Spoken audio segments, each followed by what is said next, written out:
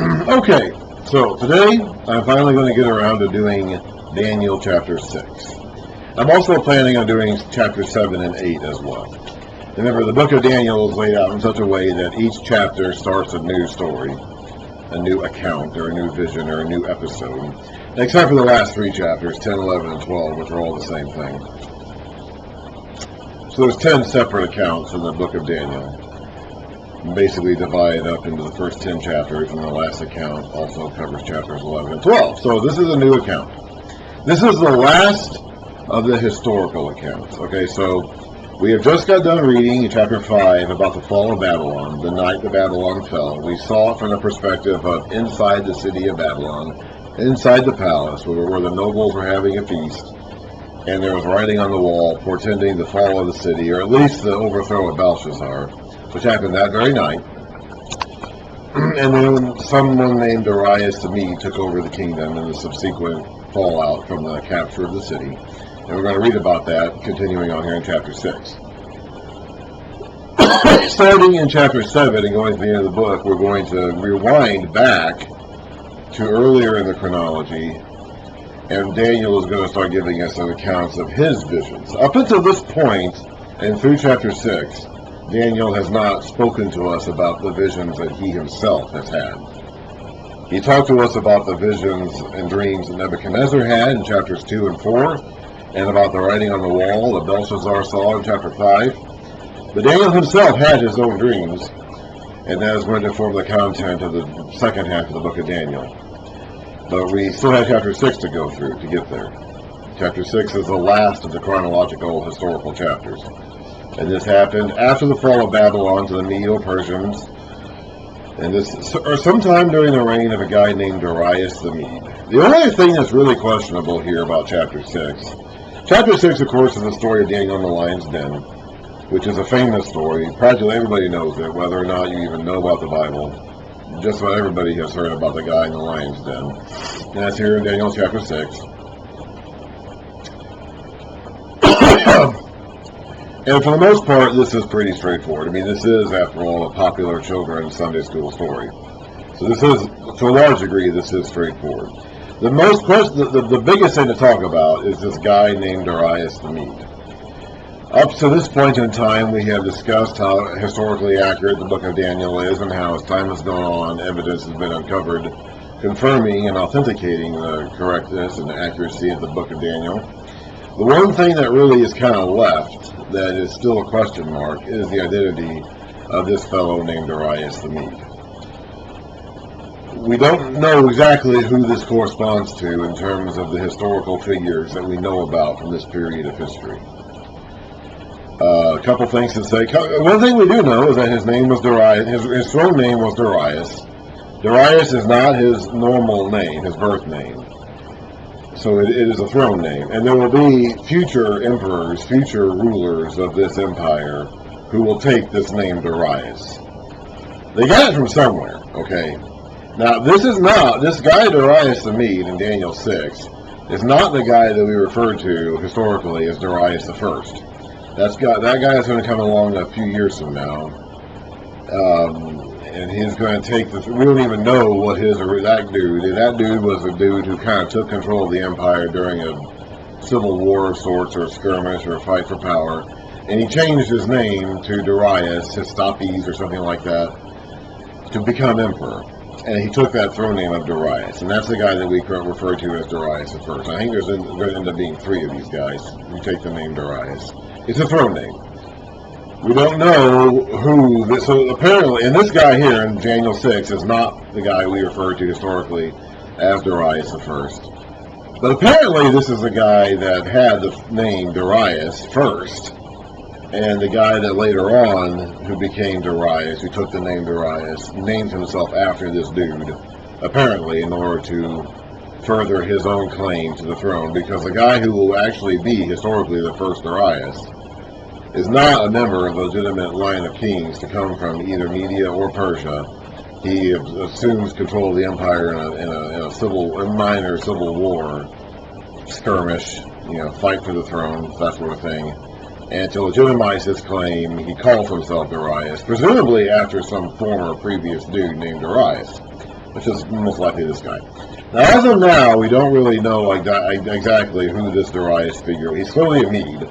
The text constantly refers to him as Darius the Mede, so he is not a Persian. The Medes and the Persians were confederated at this point in time. They were allied. And there's a lot of ambiguity and mystery over how exactly the Medo-Persian Empire came together. The truth is, we don't actually know.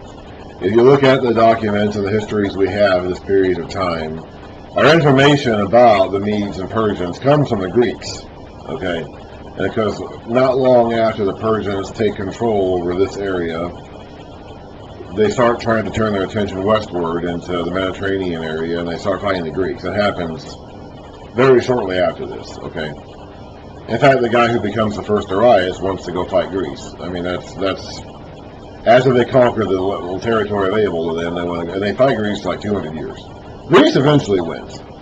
Now, we're going to read about that when Alexander comes along in the 330s BC. Greece eventually wins.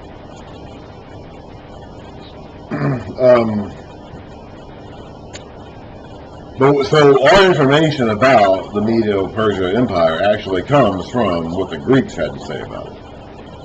And the Greeks came along 100 years or so later, and they started writing down various accounts of the Medes and the Persians, while the Medo-Persian Empire was still dominant, and while the Greeks were fighting them, were engaged in fighting them. And that's actually where we know our information about the Medo-Persian Empire. We don't really know much about the ascension of Cyrus and how he took over the kingdom, and we don't really know how the Medo-Persian Empire came into being as a Medo-Persian Empire. The Medes and the Persians were two separate people groups that somehow became joined together, and we really don't know exactly how that happened. Cyrus, the guy who will end up being the main guy, apparently was half Mede, half Persian. Apparently his mother was a Mede and his father was a Persian. He identified as a Persian, though. That's why some people over the years have suggested that Darius the Mede was Cyrus the Persian. But I think that's unlikely, because it seems as though Cyrus saw himself as a Persian. And this guy is consistently, clearly described as being a Mede.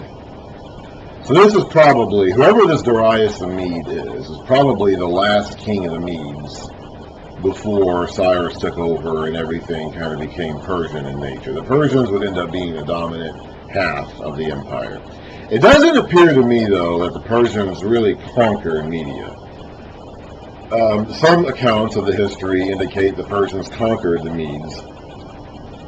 But I don't know if we should take that as being accurate, because otherwise then it wouldn't be the Medo-Persian Empire. It would just be the Persian Empire, and the Medes would simply be another captured people group, like the Lydians and the Babylonians and the Egyptians were. Like, we don't call it the Medo-Persian, Lydian, Babylonian, Egyptian Empire, okay?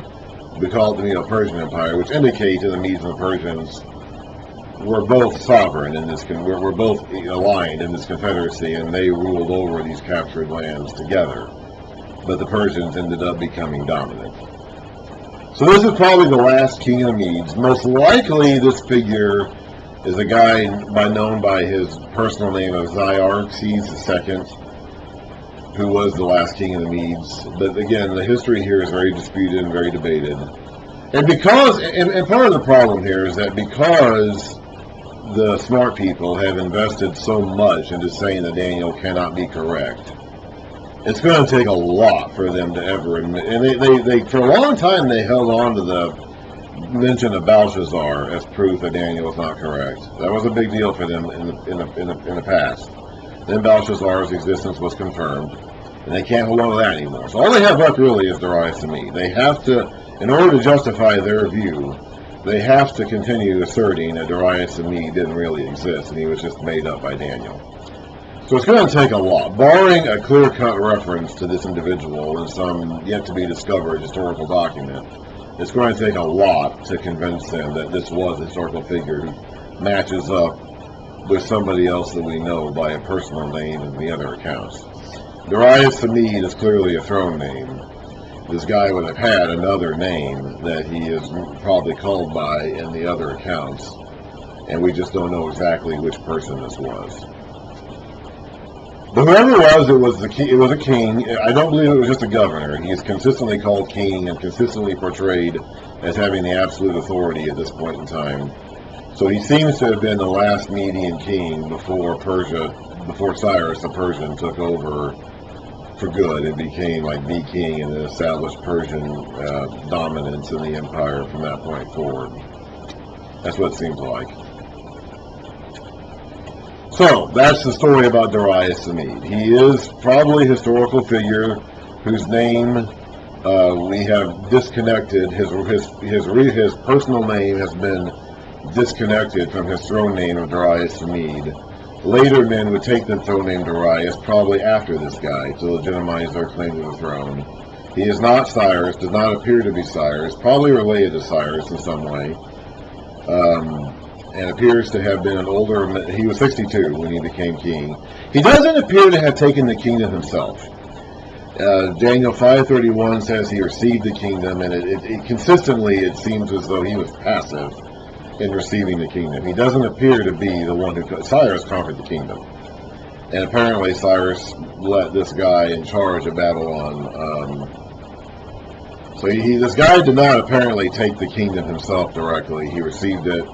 He seems to have been older than Cyrus, and Cyrus may have just given the kingdom to him while Cyrus went back to Ecbatana or wherever to live there. But we don't know exactly which historical figure this matches up with, but it would be one of them. It pleased Darius to appoint 120 satraps to rule throughout the kingdom. Actually, you know what? Let me go ahead and start a new video.